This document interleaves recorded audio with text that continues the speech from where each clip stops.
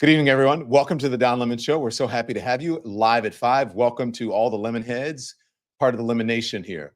You know, it has been just 6 weeks since Kamala Harris replaced Joe Biden as the Democratic presidential nominee, and you have probably heard a hell of a lot about Pennsylvania. Oh, is she going to pick Josh Shapiro? She needs Pennsylvania. You've heard a lot about Michigan, I'm sure. Is it going to be Gretchen Whitmer? What can Gretchen Whitmer do? What about Arab Americans who are in Michigan? You probably heard a lot about Georgia, right? Oh, the election fraud. They're nervous in North Carolina and Arizona. North Carolina is in play, and Arizona as well could turn blue. Those are in play. But what you probably haven't heard about really is Florida. But here's the thing. I think that we should be talking about Florida. There are a number of things that I think we should be talking about, but I do think that we should be talking about the Sunshine State. There are multiple polls this month that have shown that Vice President Harris, and she is within striking distance of Donald Trump, including one from Florida Atlantic University that put her within 2 among likely voters. So I think Florida is in play. And I think my next guest today will agree with me, and that is Nikki Fried, who is the chair of the Florida Democratic Party. Congresswoman or chairwoman, Madam Chairwoman, thank you so much for joining. How are you doing? How did I do on my intro? Am I right or wrong? I think you did great. I think you did actually set the stage of, not enough time and attention has been put on Florida and what's actually happening on the ground here. Okay, good. So I'm glad you agree with me, and there's lots to talk about. So we're going to talk about Florida's polling, Florida's abortion ballot initiative, and then what's Ron DeSantis been up to since his presidential campaign flopped. So, as I said, there is a lot to discuss. So I appreciate you joining us today. Okay, so my question for you, Madam Chairwoman, is you can set the table for our conversation here. Why do you think Florida is in play in this cycle? Because I think we hear a lot, Florida, it could go blue. Texas, it could go blue. And then Democrats get all excited about it, and then it doesn't happen. So why do you think that Florida's in play? Well, I think this is a really important conversation. And if you give me some flexibility on kind of laying out the case. So first of all, let's talk about who Florida is, who Florida has always been. I'm born and raised here. My parents have been born and raised here. And our state has always been very libertarian. Whether you want to hang out in Key West and go on Duval Street, whether you go to Daytona 500 or you live in the Panhandle, Gasparilla, you kind of found your people. You found your community, and then everybody else, kind of left you alone. You want a diverse community of Miami-Dade versus, conservative parts of our state. You found your people. And what has happened for the last 6 years under Ron DeSantis' administration is has taken us into such an extreme direction, whether that has been book banning, they're moving elected officials from office. That's now a 6-week abortion ban. That's going after our immigrant populations. That's the fights with Disney, the overruling of local governments when it came to the pandemic. It's going after our school. I mean, you name it. Ron has just taken us into a very extreme direction. All at the same time, property insurance, number one issue for Floridians. It has increased over 400% since he got into office. Number one issue. They've come back in and they've had 3 special sessions, and all they've done is written blank checks to the insurance companies, taken away people's rights to sue.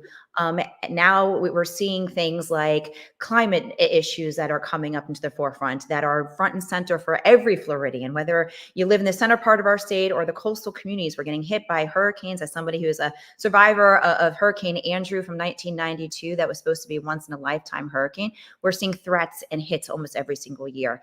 And so you're seeing also not only property insurance, but we are the number one state when it comes to inflation.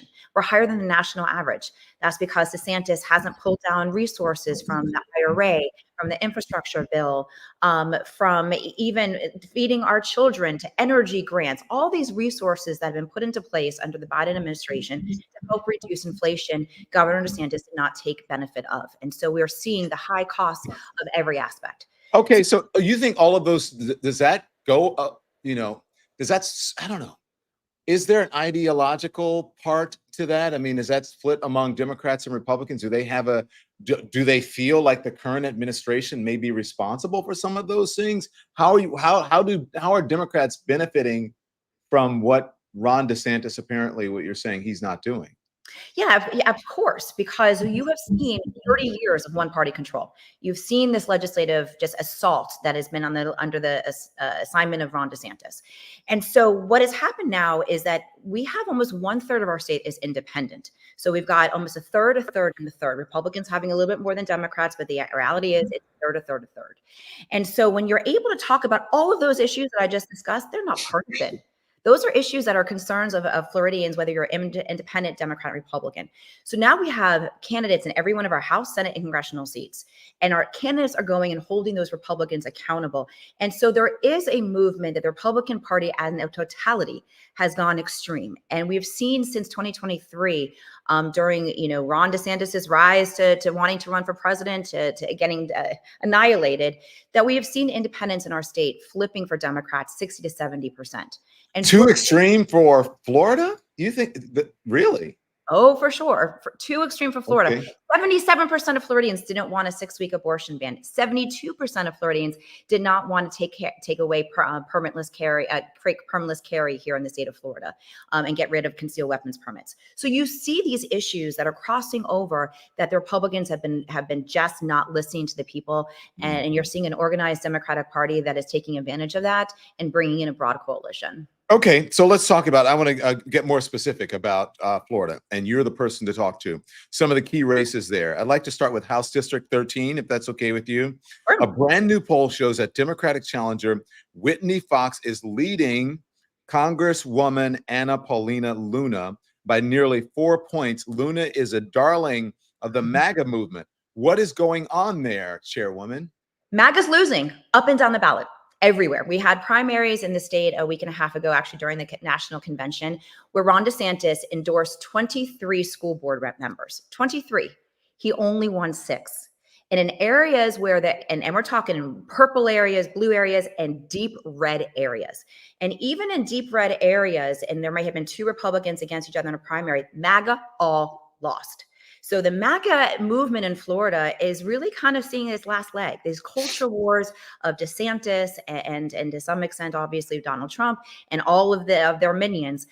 They're losing ground and they're losing space. And what is really happening is that Democrats are showing this is not the way to govern. The way to govern is bring people together, to have sensible conversations about policy issues.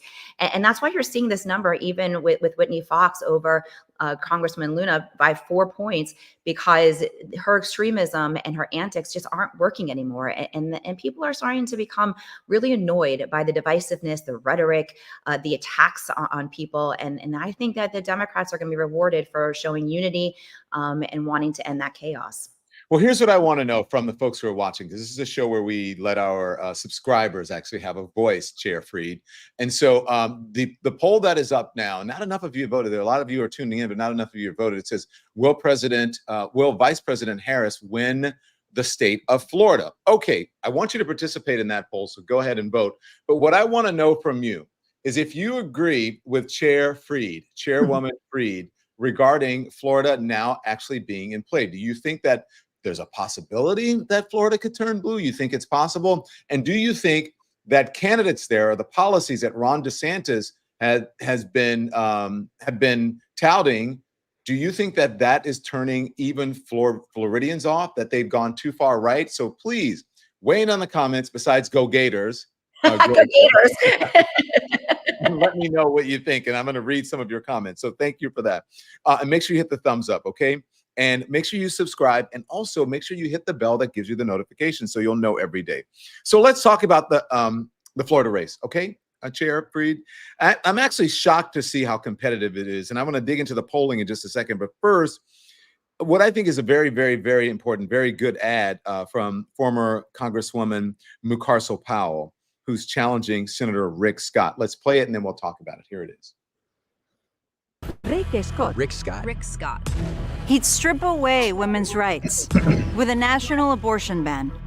He cuts taxes for himself, but he'd raise them on you. He wrote the plan that could take away the Social Security and Medicare you worked and paid for. And he's gotten tens of millions of dollars richer, while so-called serving the people. But our costs for prescriptions, health insurance, homeowners insurance have all gone up. But what do we expect from the CEO of a company that made a fortune robbing Medicare? Ya no más. I'm ready to do something about it. So we got it. And I think it's a very powerful ad. So let me just set this up before you answer here, because we have a pair of recent polls regarding this race. A survey from Clean and Prosperous Energy shows that Debbie McCarcel-Powell just 3 points behind Rick Scott. That's within the margin of error. Meanwhile, a poll from Florida Atlantic University found a 4-point race between McCarcel-Powell and Scott. Why is this race so tight, you believe? And has McCarcel-Powell run a very good campaign, or is Rick Scott running a very bad one? Or maybe it's a combination of both. Nobody likes Rick Scott. Literally, that's the issue. Nobody has ever liked Rick Scott. Rick Scott has won his only 3 races here in our state by less than 1 percentage point. By less than 1%. When he won in 2018 for the U.S. Senate, he beat Senator Nelson by 11,000 votes. He has never created this kind of base of supporters, of people that like him. And he's bad on every issue, every issue that Floridians care about. The environment. I mean, we used to call it red tide Rick, bad on the environment, and didn't even let his administration talk about climate change. He is bad on Social Security, bad on Medicare, bad on Medicaid, bad on women's health. We saw that he was the one who put together the plan to get rid of Social Security and Medicare. He is literally bad even on cannabis, which is also on the ballot this year. So these are all types of things that you couple them all together. He and Ron DeSantis hate each other, so he's definitely not getting any support from the DeSantis administration. And this is why. Wow. There is. Oh, and that's the other part of the story in Florida. There is a lot of Republican infighting. And so those are the reasons. And Debbie is able to come in and say, we're going to fight. We're going to fight for the things that matter to the people of our state. And the fact that he has been using the word socialism as this attack on Democrats with no foundation for it. And people are tired of that attack too. And Debbie, as a Latina, her family came over, she wasn't born in America. Her family left. And so she's able to combat even those types of lies and attacks that were coming from Rick Scott, and it's just not landing. And I think that this race is tight because no one likes Rick, and he's batting on the issues. Well, let me tell you, I traveled around the country a bit, at least to Chicago, and I'll do some more traveling before the election. And what I hear from people, even when I'm just out and about, is that they're tired of the vitriol, the negativity, and especially coming from the right. They all say, I'm tired of it on both sides, but mostly I'm just tired of it from Donald Trump and MAGA folks. So I understand that when you say there's a lot of infighting and people are over it. Chairwoman, I'd like to get your thoughts on Florida's abortion ballot initiative and the chaos it's caused with Trump's presidential campaign. But before we get to that, can you please explain to me and to our subscribers Amendment 4? What would it do? Amendment 4 puts Roe back into our Florida Constitution. And unfortunately, the Florida Supreme Court earlier part of this year stripped out that right to privacy that's been in the Florida Constitution for almost 30 years. And so what Amendment 4 does is it protects that healthcare access up to viability. And that so it basically codifies Roe into the Florida Constitution. And that is what's on the ballot in November.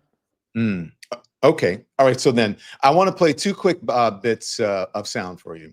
Thursday and Friday of last week, the first video is Trump saying that Florida's current 6-week ban is too short. I'm sure you've heard all about this. We've talked about it. I was like, wait, what is he saying? Because it seems like I think he flip-flopped 3 times on this. So the first one is saying that the current 6-week ban is too short and suggesting that he might vote for the ballot initiative, vote for it. The second video is Trump attempting to clean up the job the next morning. So let's watch and then we'll talk. Here it is. Everyone does. I think Roe, and you want abortion to be a states' rights issue.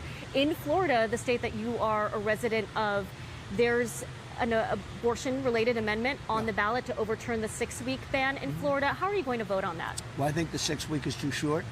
It has to be more time, and so and I've told them that I want more weeks. So you'll vote in favor of the amendment? I am going to be voting that we need more than 6 weeks. Look, just so you understand, everybody wanted Roe v. Wade terminated for years, 52 years.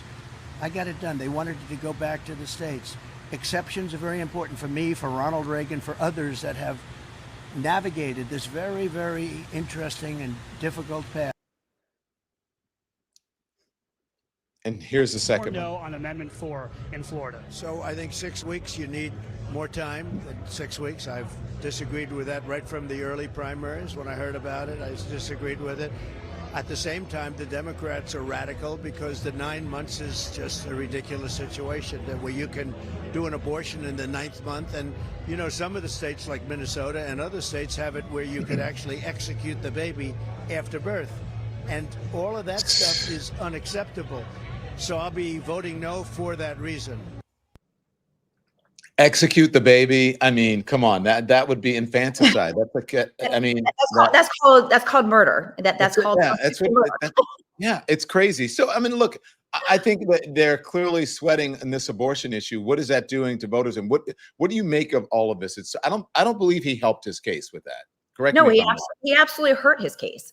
You know, I think that, but what it did is solidify that he has no values on this issue, that he has been all over the place on this, and that nobody can trust him. You know, evangelicals, which is why he backpedaled the next day. Evangelicals were going crazy on him, staying home. What is this about? So he pivoted once again. And I think that what this has done is shows that he can be bought and paid for, that we can't be trusted. But let's also remember how we got here, that we're even having this conversation. It is because of him. It is because of 2016. He campaigned to stack the courts with conservative judges to overturn Roe v. Wade. And then it happened and he celebrated it. And he wanted it to go back to the states. It should be with the states. Okay, well, it's with the states. And now we have a 6-week abortion ban, and 1 out of 3 women across the country, 22 states, have some type of very restrictive measures. And so he not only hurt his case more, but it shows, to your point, how scared he is of this issue, because he doesn't get it, and how scared he is to potentially lose Florida, that he is going back and forth on not just Amendment 4, but also Amendment 3, which is the legalization of cannabis. So he's scared of losing Florida, and that's why he's playing this dance, and it's backfiring on him. People just can't trust him on either side of the conversation. Do you think Amendment 4 on the ballot could actually affect the presidential race? Yes. Absolutely. We've seen, look at what's happened across the rest of the country. You've seen people turning out in record numbers in Kansas and Ohio. We saw it in Wisconsin, red areas, purple areas, blue areas of protections.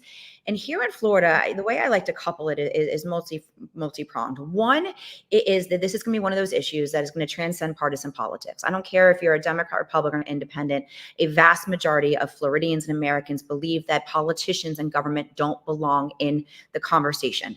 And so that's one. And so people are coming out to protect this reproductive rights.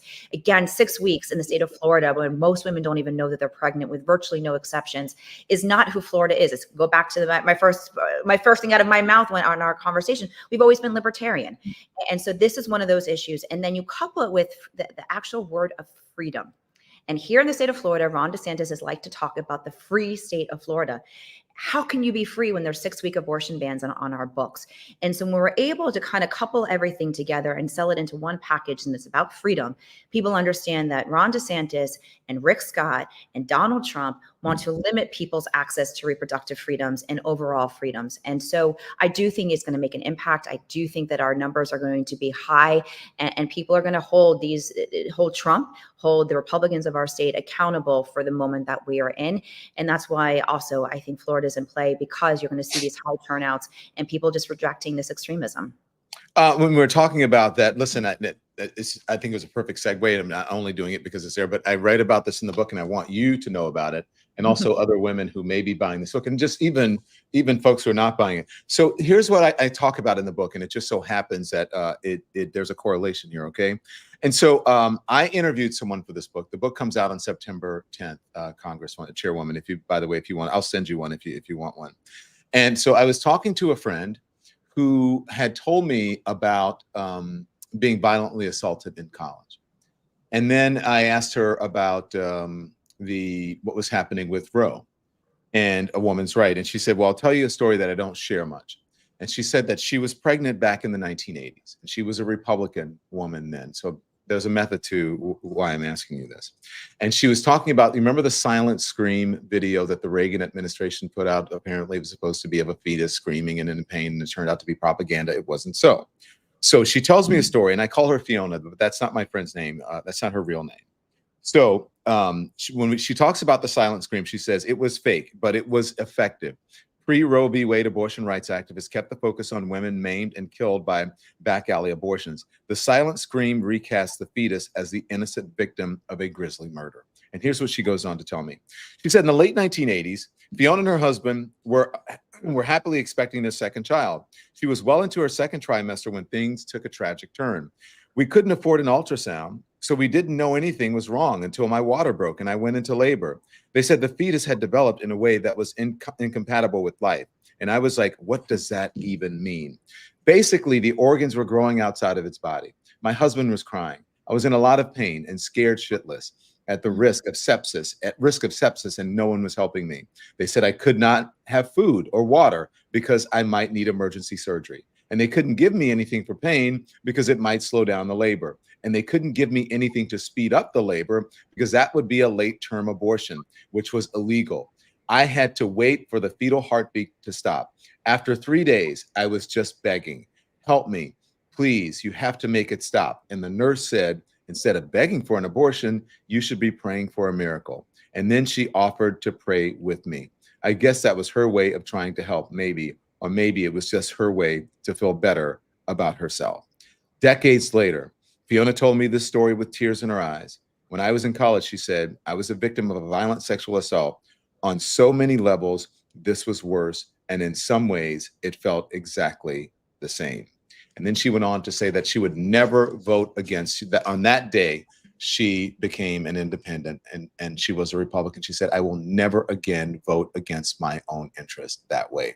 Do you think stories like that lawmakers don't understand, that the pro-life movement doesn't understand, that they will get Republicans and especially Republican women to vote Democrat, maybe in the presidential race and in your state race?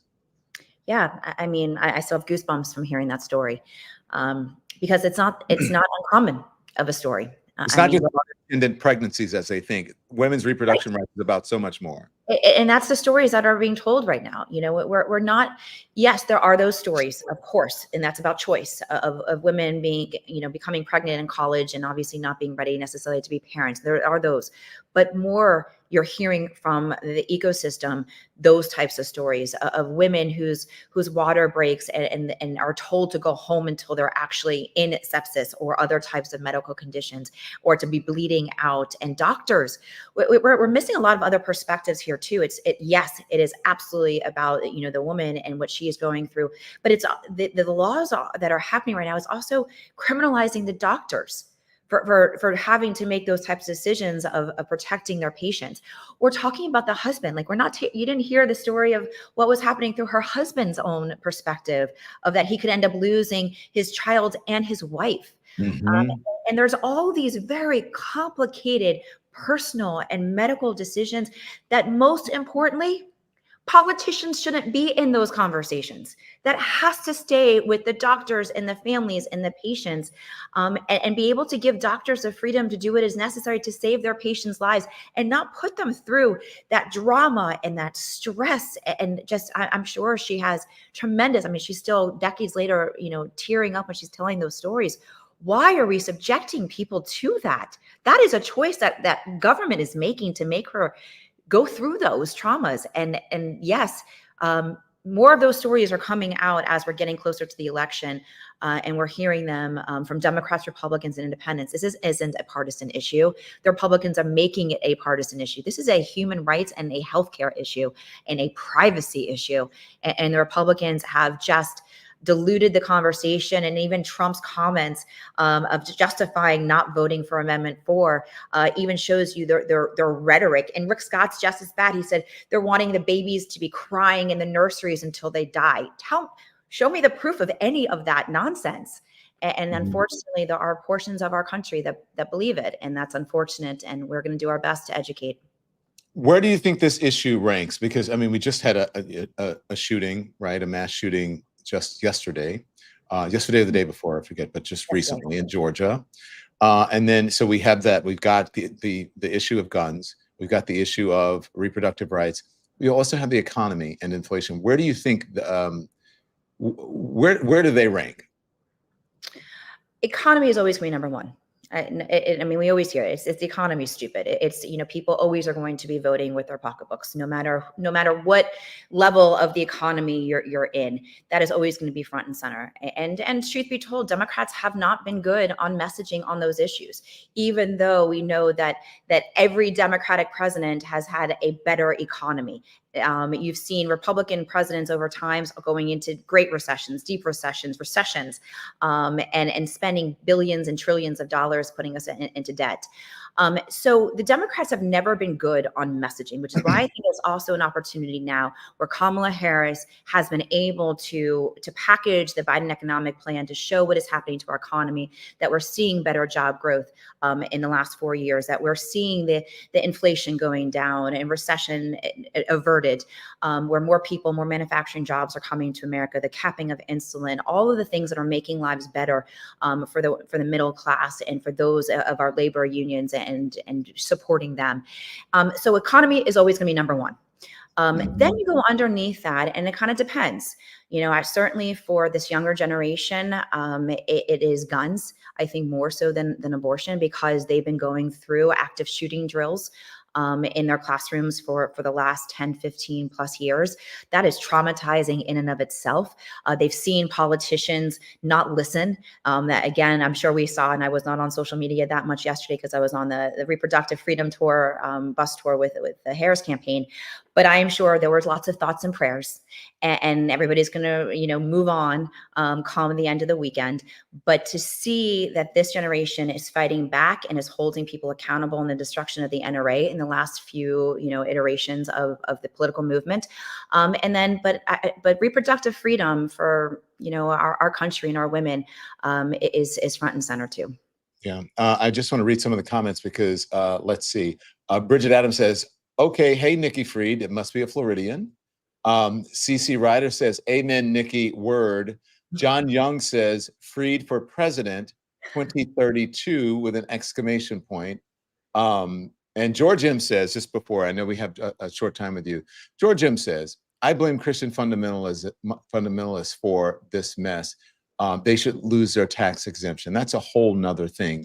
But the idea of the separation of church and state, I believe when evangelicals or fundamentalists are pushing for theocracy, that they're actually pushing us away from God and they're pushing us away from democracy. I don't know if you agree with that, but I think our politics and our religion and our faith should be separate.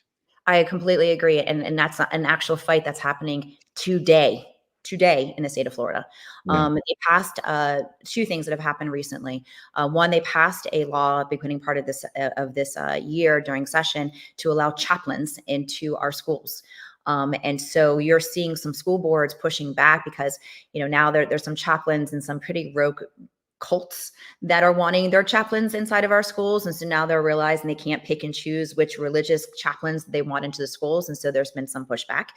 We also have now universal choice and vouchers inside of the state of Florida. So we're taking state dollars that should be going to our public education system, and they're going to religious institutions and religious schools. And what's happened even today, the Department of Health in the state of Florida launched a new website that basically is anti-Amendment 4, using our state taxpayer dollars to spread more of that information through the official sites. And the separation of church and state is getting very blurred in the South more than anything else. And so this is something that is very worrisome, somebody of Jewish faith, to know that the Project 2025 and the MAGA extreme movement wants to take our country and make it true Christian nationalism. You know, where do people like me fit into it? And should I be concerned and worried? And I think that this is a very dangerous direction, which is why we have a separation of church and state, that there should never be a mixing of the two. Chairwoman Nikki Fried, thank you so much. You are a fantastic guest. Good Thanks for luck to you, and I hope that you will come back. Okay, thank you. Really appreciate Absolutely. And certainly if you're touring across the country and you want to come to Florida, we can do a live show together in Florida or I any. will. I'm actually going to be in Florida. I'll tell you when I'm going to be in Florida, just because I know you have to go. But let me just tell you real quickly when I'm going to be there, and then that way we can possibly do a live show, and just so the folks in Florida know. So I'll be there, and then we're going to add more dates. Not until November that I'm going to be in Miami, but maybe we'll try to do something sooner especially before the election. I think that would be important for us to do. So we'll Come hook on up. down. Let's collab. Maybe we can Come on collaborate on something. down. As we keep saying, if you really want to know what is going on in the MAGA movement and what is happening in Trump world, no better place to come to the belly of the beast than here in the state of Florida. Thank you. You be well, okay? Take care of yourself. Thank You you. too. Thanks, Keep everyone, up for the listening. fight. Keep up the good work. Thank you. Thank you. Okay, so A Drizzle 315 says, thank you, by the way, for supporting independent media. Says, shout out to you for schooling Nelk on their pod. Yeah, you're welcome. You would have thought from the comments that it was the other way around, but we know what's up. We know what happened on that podcast and others. So let's see. Richard Anderson says, Nikki Fried is the Florida S version of a former Louisiana Democratic Party chairwoman, Katie Bernhardt. Okay, so I'm voting for democracy. Yes, a lot of us are voting for democracy. So thank you. I got a little slow mode. It's okay. HR 40, I guess. I don't know. I guess you're talking about in the comment section. Okay, look, we have some time today for me to talk to you guys. So let me know what's on your mind. I would really like you to know, really like to know that. And again, I hate to keep pushing this. I'm not just pushing this because I just want to look, just so you know. People don't make a fortune off books. That's not why I'm doing this. Unless you have like a Harry Potter or something crazy like that. Otherwise, it's a labor of love. But the reason I'm doing this, I want you guys to read this book because it's so pertinent to the election, and it could help you. It will help you, I think, making decisions when you have to go into the voting booth on November 5th. So let's see. What's the top issue in the election cycle? 500 plus of you voted. Democracy, 68%. The economy, 14%. Abortion, 14%. Immigration, 2%. I wonder, though, as I have been speaking to people, I just wonder if Republican women are going to get into the voting booth, perhaps, and vote for a woman's right. I wonder. I think this issue really resonates in more ways than we realize it. But yes, of course, it's always the economy, the economy, the economy. That's what's important. That's what's important. That's what sort of drives everything. So speaking of that, as you let me know what you think, let me know what's on your mind, seriously, and I'm going to get to some comments, okay? My Search for God in America. Thank you, Spec TV Fitness, for putting in. Make sure you get your copy, and then we're going to read it once it comes out. I'm going to do more reading. Okay, so Donald Trump spoke before the Economic Club of New York this afternoon. It did not go well, okay? Former president rambled incoherently, often seeming confused about what he was even talking about on the issues. He was rambling, go back.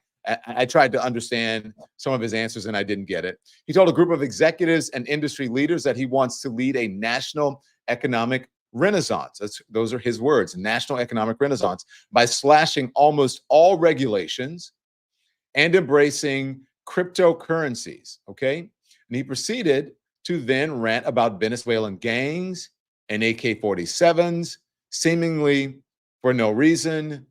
Here it is. Aurora. Has anyone been there? I think you'd better stay away for a little while. They had AK-47s, the ultimate guns, AK-47s. They can blow lots of people away real fast. And the sheriff didn't want to touch him. Nobody wants to touch him. Sheriff, there's 18 Venezuelans attacking my building. Would you please come over and straighten out the situation? He's got a deputy. You know what they say?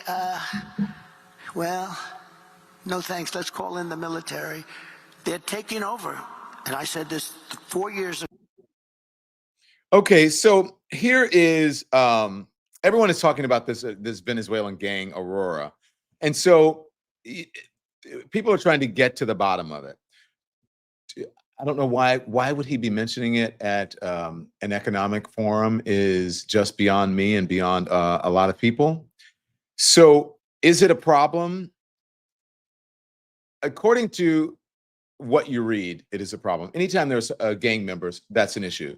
Taking over a building, that's an issue. But there's some truth behind it, and then there's also some hyperbole. And a handful of rundown Aurora apartment buildings and a Venezuelan gang, that has become really the focal point of the United States immigration debate.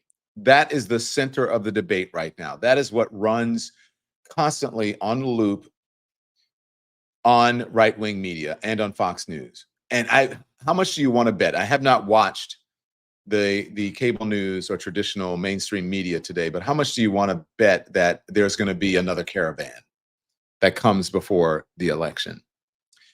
Several city and law enforcement officials there say that the gang's presence and influence in the city is smaller than what national news outlets and some politicians have claimed, because they keep running the same video of these gang members going upstairs with guns to an apartment building. They keep running the same thing over and over and over again. The apartment's landlord recently said that members of the gang Tren de Aragua took possession of the buildings, shook down residents for rent money, and chased out the property managers. Now, those are the allegations that many residents and some city officials have pushed back on, okay?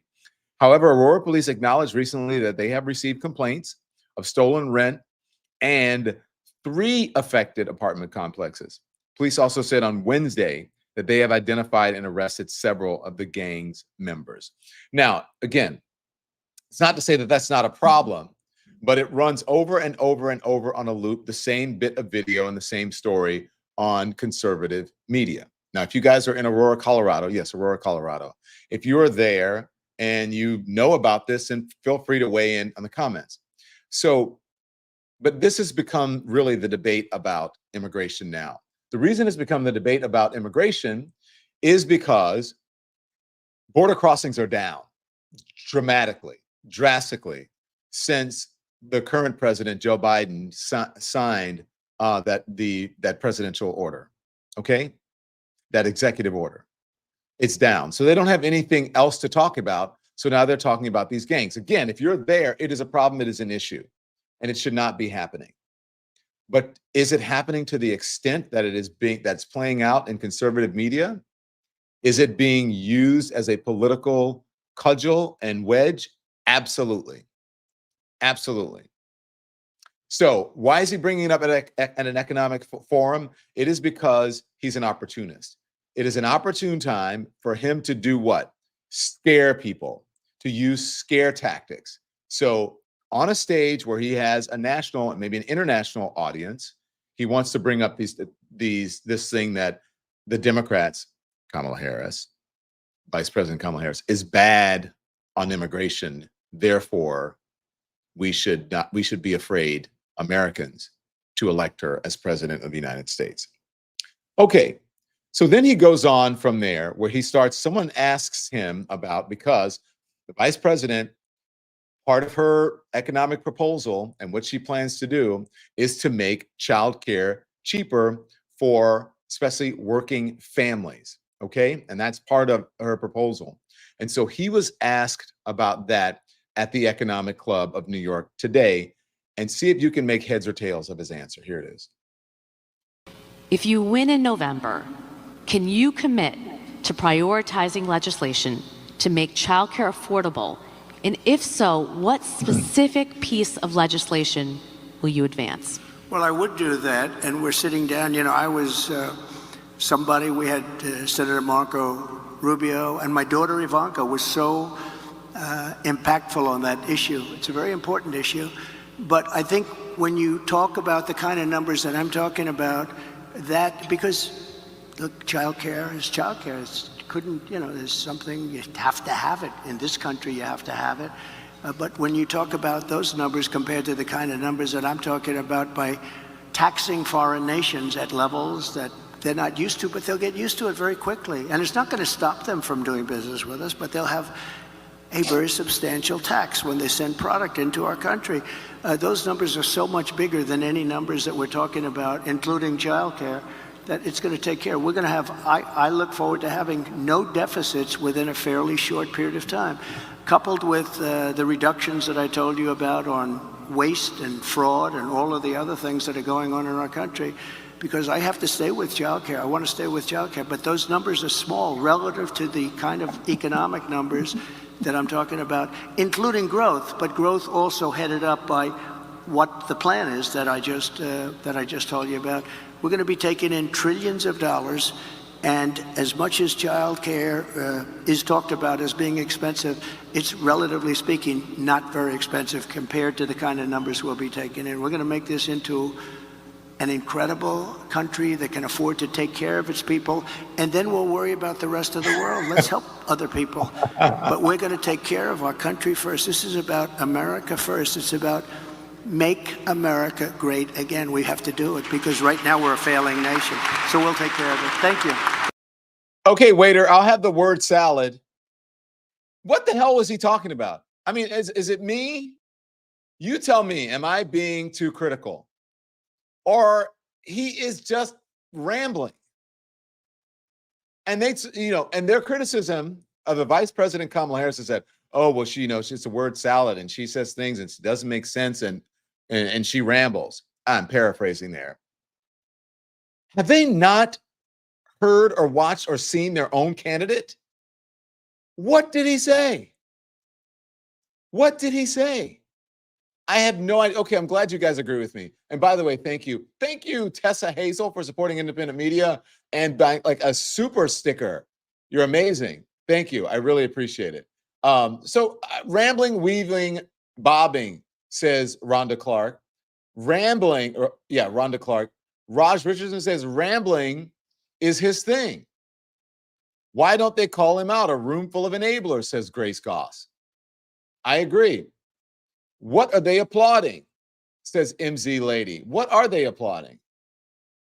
Barbara Johnson Trower says ramble. No, he just rambles, says Beth Bear. So I'm not wrong. I watched it and I said, well, maybe I'm the only one who's not understanding this. Maybe it's just me and I'm being too hard on him and because, he's criticized me a lot. But what is he talking about? A. Mosley said, I don't want to go to jail. You're right, A. Mosley. That's exactly it. Word puzzle, says Catherine Garcia. Let's move on. Maybe we'll get back to that. Cue that one back up because I just want you to know, if you guys heard that, just play the top. Just play the question from the one. And if you heard the answer about we want to help everybody, we're going to have more money as it relates to this. We're going to make America great again. Listen to the question and tell me if you think he answered it. Just the question. Play it. If you win in November, can you commit to prioritizing legislation to make childcare affordable? And if so, what specific piece of legislation will you advance? Well, okay, I would that was do it. that. And so what specific piece of legislation would you advance? He never answered the damn question. You know why he didn't answer the question? Because he doesn't know what the hell he's talking about. Donald Trump doesn't know policy. Donald Trump has no core beliefs ideologically. He really doesn't. His ideological core belief is himself. Okay? Lips Galore says, first, that's a layered question. It is. He dodged it. Yes, he did dodge it. Thank you, MZ Lady, by the way, for your generous donation to independent media. Thank you for supporting. So here's the thing. He doesn't understand the policy. And anyone who's been in his administration will tell you he doesn't read his briefing books. He's very shallow when it comes to policy. He doesn't know what he's talking about. And that is a direct example of it. But then he tries to dance around because he thinks he's a slick talker and that he can get himself out of it and just go blah, blah, blah, blah, blah, blah, blah, blah, blah. Make America great again. Now, come on, even if you're in here and you are a MAGA supporter or a Trump supporter or a Republican and you're watching this, come on. You're right, Hank Lewis. It's what a con man does. That's what con men and women do. Right? He cannot answer the question. Thank you, Denise and Tracy. I appreciate your generous contribution to independent media. Thank you. So okay, he's all talk and has no substance, says Ivan Blanco. I agree. Not a word salad. He doesn't know shit and makes shit up, says Truvita Max. That's what I'm trying to tell you. Okay, so now we have another word salad, or what did you guys call it? A word jumble, a word puzzle, a word puzzle.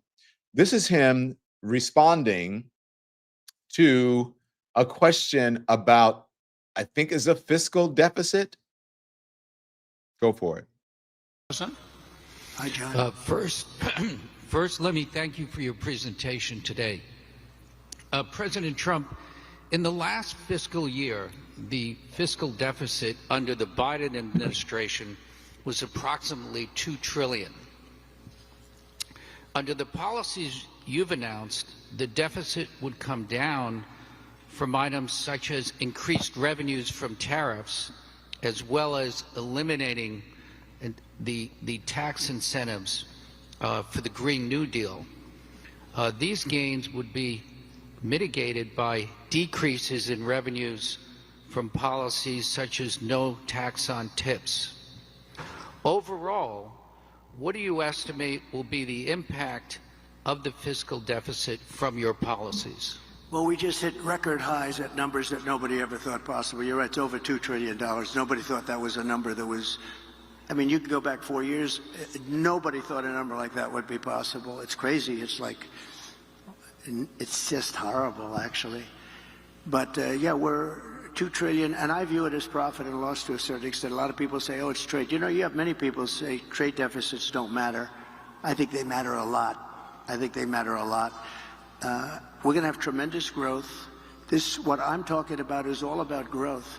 The tax is relatively minor compared to the growth. We're going to make our money back on growth. We're going to also, we're going to grow like nobody's ever grown before. I think if this all works out, you're going to have the auto industry come back to America. Right now, China is building 2 auto factories in Mexico, massive auto factories, and they think they're going to make their cars in Mexico and send them back into the United States with no tax. It's not going to happen.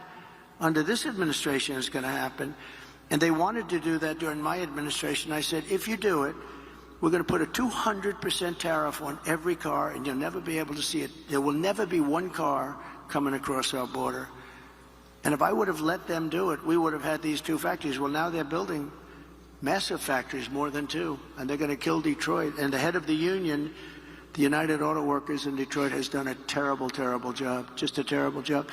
But we're going to bring tremendous growth back. And remember, we're also taking in a certain percentage. I won't name the percentage. All right.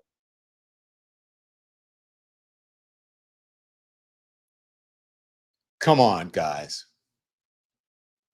Please. Evelyn Dawkins, you read my mind, Evelyn. Please stop it. I just couldn't hear anymore. I mean, what the hell is he talking about? Why do people like him think, or people who support him think, that he knows what he's talking about? How can they even be critical of Kamala Harris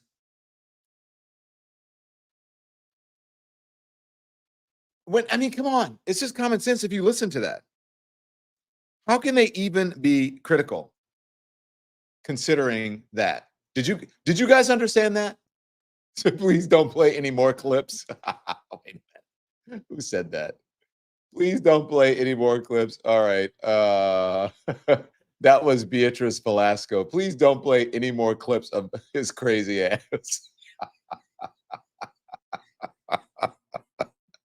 Thank you, Belinda Hall Phillips. I appreciate it. Thank you for supporting independent media. Please don't play any more clips. Oh, my ears. I have just gotten to a place where I say, I used to have to sit around as a journalist and go, okay, I have to sit here and I have to pretend that this person knows what they're talking about, or that they are making sense, or that they are not lying, or that, and now I'm at a place where I can just go, that is some bullshit. That is some bullshit. And it is Delara, Washington, pure ignorance. So how can you put that person in the same footing as someone who is the current vice president of the United States, who has been a senator, also the attorney general, graduated law school, passed the bar? How can you put that person on the same footing? How can you do it? This is crazy. Okay. So while he was at this economic forum, Trump outed himself as a know-nothing, really, about financial things, that he's a financially illiterate businessman in front of that economic club in New York. You guys know how many times he has filed for bankruptcy, right? Ran a businesses into the ground. This is what I was wondering, because I remember recently I went to Atlantic City as I was going halfway across the country. And I saw all of these folks going in and out of these casinos. The house always wins, you know that. Casinos, the reason that they're big and beautiful and they have so much equipment, so many employees, and they can give you free food and rooms and all of that is because they win. They make tons of money. How the hell do you bankrupt a casino? You must be a terrible, terrible business person if you cannot make money on a casino. How does that happen?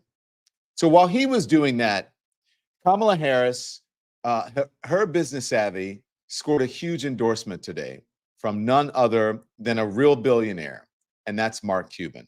Here it is. I mean, literally, if you read the transcript of her speech yesterday, she's talked more about entrepreneurs and helping them have access to investment and making it easier for people to invest in startups than any president that I've ever heard talk about startups and entrepreneurs. So to the and extent literally, she listens, right? This is not something where it's just her policy team comes out and says, Mark, or whoever, let's hope this works. No, she's like, list me things you think we should be talking about. You're the entrepreneur. You invest in more startups than anybody I know. What do you think we should be doing, and what's going to increase the number of investments in startups? And I've had other conversations with their team where it's like, I literally go through and say, the higher the capital gains tax, the more difficult it is to invest in riskier investments. And the people who have the hardest time getting risk capital are women, people of color, young kids that are coming out of colleges. Exactly. The people you want to take risk on, the higher the cap gains rate, the harder it is to invest in them for obvious reasons. And they understand that, and they've adapted as a result. Okay, so that Mark Cuban speaks plain spoken English, plain spoken truth, whatever you feel about Mark Cuban. I like Mark Cuban. And look, and when I tell you I like someone, it doesn't mean that I always 100% agree with him on, but at least he tries to be factual and fair, right? He's not bullshitting you. He's not a snake oil salesman. Yes, he is a real billionaire, unlike some people who are not exactly sure who claim to be. And he is supporting and endorsing Kamala Harris. Didn't Steph Curry do as well? So maybe she's a good basketball player as well. I think Steph Curry endorsed Kamala Harris as well. So, all right. You know how he's at the economic forum today, and we're talking about money. Donald Trump claims that he's out for the little guy, right? For the average American, for the poor person, for the people who are living paycheck to paycheck. When we know, and this is a fact, when he was in office, his tax cuts, his tax policy, I should say, benefited the wealthy. He cut taxes for the rich, very wealthy people, and not poor people. The poor people ended up paying for it. And he claims to be this guy. He's so, but his beneficence to the working class man and woman is just, off the charts. When we know it's exactly the opposite thing. He co-ops people and cons them really into voting against their own interests. So I don't know if you've been seeing my social media, but I have been doing this little thing that I've been saying. He's saying the quiet part out loud. I start the video by saying Donald Trump is is saying the quiet part out loud, or once again saying the quiet part out loud. Well, in this, he's saying the quiet part out loud because he's speaking to a group of very rich people, and he is telling them exactly what people have been saying. People who don't support him, even Republicans, that his financial and tax policies support the people that he's in business with and his friends, and not for the average MAGA person. You don't believe me? Roll the tape. Here it is. We're all people that have a lot of money. I know 20 of you, and you're rich as hell. We're going to give you tax cuts. We're going to pay off our debt. We're going to do all of the things that we have. So he is at a fundraiser for, I think it stopped, but it goes on longer. But he says he's in front of some very wealthy people, and I know some of you are really rich. And so he is at a wealthy fundraiser, and this was leaked by Kamala Harris, Kamala HQ. He says, you're all people that have a lot of money. You're rich as hell. We're going to give you tax cuts.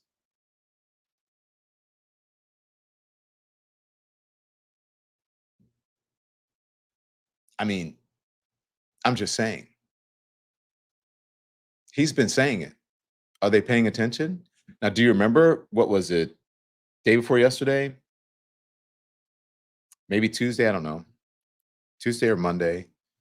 When I showed you, I played him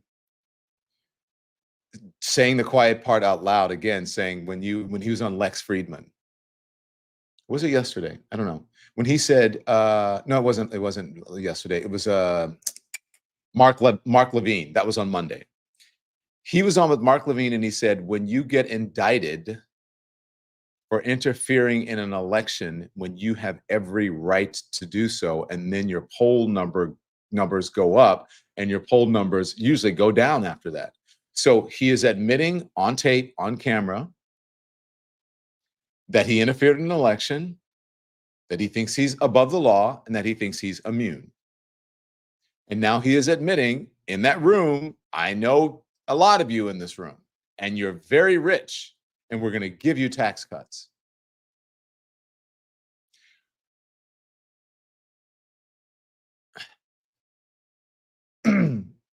Excuse me. Now imagine if you heard Kamala Harris or Joe Biden or even Barack Obama saying that. Or anyone, even any other Republican. If you heard them saying that, wouldn't you do like, the cartoon, like, what? Huh? What did you say? And with a smile. And the people applauded. It's a cult, people. It's a cult. It is a cult. And I am not ashamed or not afraid to say that it is a cult. He pronounces it Levin. Okay, sorry. A strange, self-satisfied phony with a know-it-all shtick, says Greg Javer. Andrew says, Scooby-Doo. Like, wait, what did you say? That's exactly what he said. He said it. Okay, so I have a little treat for you. We had Lara Trump. Man, I wish I should play her song every day. We might get demonetized for it on YouTube. If you have her song, I would love to play it, Nikki, if we can find it. If not, no big deal. But, Lara Trump the other day.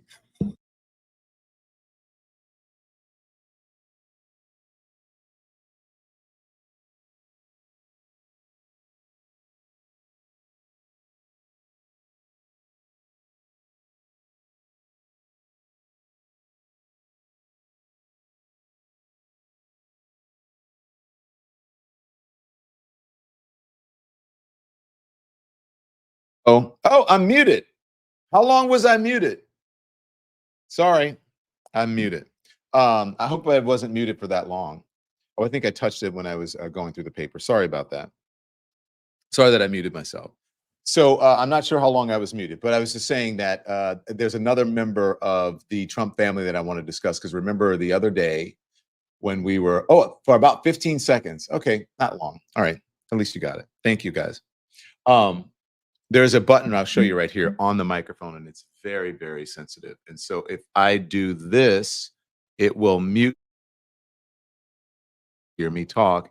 And then if it's green, I'm unmuted. But even if I just like brush across it, like moving my papers on the computer, sometimes it'll mute me.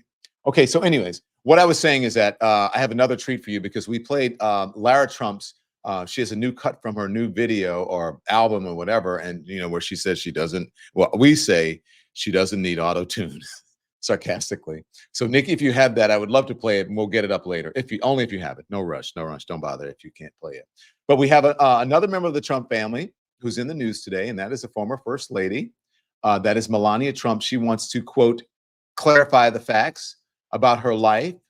She said in a Thursday video previewing her first memoir that will be released about a month before the election. The direct plea to the public is unusual for a wife of a former president, and as she has stayed largely off the campaign trail during, oh, that's right, we can't, we will get demonetized if we play the Lara thing. I think it's Lara. Is it Laura? I don't know. Anyways.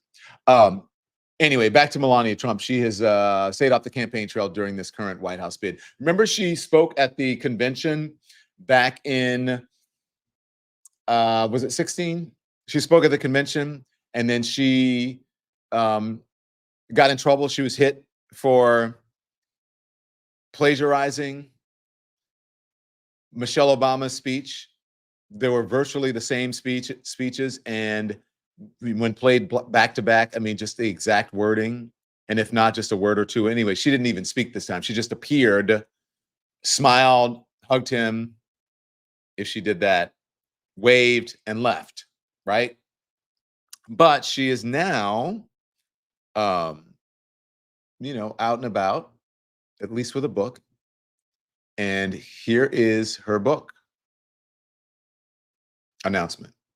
Writing this memoir has been a deeply personal and reflective journey for me.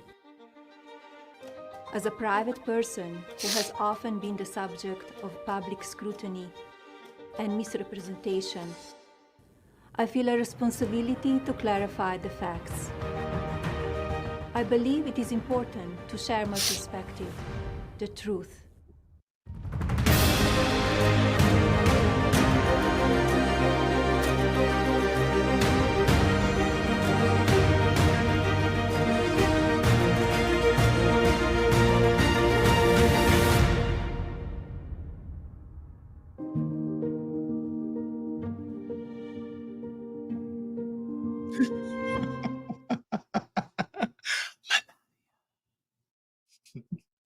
Melania by Shay.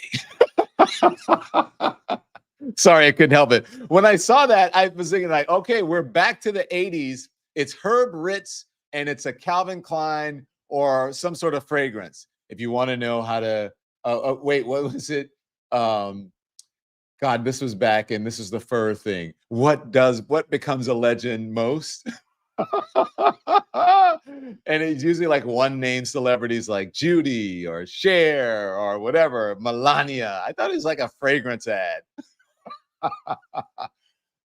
You know, I mean, hey, look, she's a first lady. I don't want to hit her too hard, but I do have to say she is at least was in lockstep with this president, and she was definitely on the birther train. You know how I know? Because she appeared on my friend Joy Behar's show on HLN, which was part of CNN back in the day, and she admitted as much. And so, you know, I don't feel too sorry for her because she is in this mess of her own volition. But I mean that Melania, Christian Dior. Oh my gosh, I cracked myself up. I'm sorry I muted you guys for a while. Sorry about that. So you'll have to remind me. Just yell at me in the chat if I ever do that, or I should get a microphone that doesn't have a mute button. But she's not innocent, says Miss C. No, she is not innocent. At Nancy time out for you, says I don't know what that is. What is rich for him? Malaria. Oh, come on. Stop it. Okay. So I'm so glad that you guys joined. I'm going to start talking about more stuff here. My book tour starts and I want you'll be able to tune in online, okay, on Monday, and we'll put the information online. You can tune in online, or you can stop by the Stryker Center at Temple Emmanuel on Manhattan's Upper West Side. If you would like to show up, you can go online and register, and you can come, and you can be a part of it. And my former boss, Jeff Zucker, my former boss at CNN and my mentor, Jeff Zucker, will be moderating a conversation with me about the book, about my life, about my CNN exit, about what's been going on, about my marriage, and everything that you want to know. And it's all in this book. And so anyway, I Once Was Lost, My Search for God in America. And it's not just about God and religion. I keep hawking this book, and I know it. I know you're sick of it, but make sure that you buy it. Again, I think it's a fantastic book, and I think that it will enlighten you on so many issues. You'll be surprised. And it is told through the lens of religion and faith and God, my story and America's story, but that's not exactly what it's about. So, casual observer, don't say religion black. No, thanks. That's not, you're off on, I want you to read it, okay? And if you hate it, let me know. We'll discuss. But you should just go casual observer and read it, and you'll say, oh, now I understand. Because I talk about the hypocrisy of evangelicals and fundamentalists and the religious right and politicians. And so, do it. If it don't smell like lemon, I don't know what to say to you. This, my brother, this is HR 40. I don't know what that means. Okay, so thank you guys so much. I really appreciate it. Thank you. I'm a Catholic school survivor too, Girlfriends Unfiltered. Have a great day. Make sure you hit the thumbs up before you get out of here, because we have so many people watching and not enough thumbs up. And make sure you hit the notification button, the little bell, so that you can be notified when our show is, when we have a show coming up. And thank you so much. Oh, listen. Enjoy the NFL kickoff game, everyone. Go Chiefs, Cowboys, go Seahawks. So here's the thing is going to be interesting. As you know, I'm sure you guys have been hearing about is it Brittany Mahomes, Patrick Mahomes' wife, apparently, according to her social media, a very strong supporter of the former president. I guess she is MAGA. It's interesting for the wife of an athlete, especially a star quarterback, football player, to come out in support of a political person like that. I think it is. Usually it is. She's a private citizen. She can do what she wants. Sort of a private citizen. She's in the public eye. But she's also good friends with, guess who? Taylor Swift, who supposedly is more on the liberal side and who supported Joe Biden last election. And so it will be interesting to see how the crowd reacts or responds, if they do at all, at this game tonight. And so what do you think? Is she going to continue to be friends with someone who's on MAGA? Is that going to affect her? Do you think that she should come out and support Kamala Harris or whoever? What do you think? Let me know. She's off her rocker, always has been. Really, Rosie? See? So anyway, there you go. I'm going to be watching for that. And had quarter of black kids. Well, her husband is black, right? I mean, he's obviously biracial, but he's black, and she has kids by him, so her kids are black, and there you go. Hey, speaking of Taylor, when is she going to make it official? You mean an endorsement, Pat Callow, or do you mean marriage? No wonder Taylor hadn't come out yet, says Ms. Lady. That is a good point. It's Red State, Kansas, says Steph Jones. Did she read Project 2025, says Seibler or Keibler? No, Seibler, it's a C. Felicia Williams says, I think Taylor will look past MAGA girl. I don't know, but I think it's a very weird situation. I don't know what's going on there. All right, guys, let me know what you think in the comments. Watch the game tonight, if you will. Let's see what happens with Patrick Mahomes and Brittany Mahomes, and if Taylor Swift actually is just holding her powder to come out closer to the election, or she's not going to do anything. All right. Is your book on Audible? Says Rhonda Clark. Yes, it is. So order it. All right. Thank you, guys. Have a fantastic evening. I shall see you tomorrow evening, if not before. I actually may do a morning show tomorrow. So stand by for news on that. I may do a morning show, just going to tell you, may do a morning show just to catch you up throughout the day on what's happened overnight, between overnight and the morning, because so much happens during the day. So if I do like a little morning catch up or hot topics, we'll put it out there and we'll see if you like it. Okay. Bye.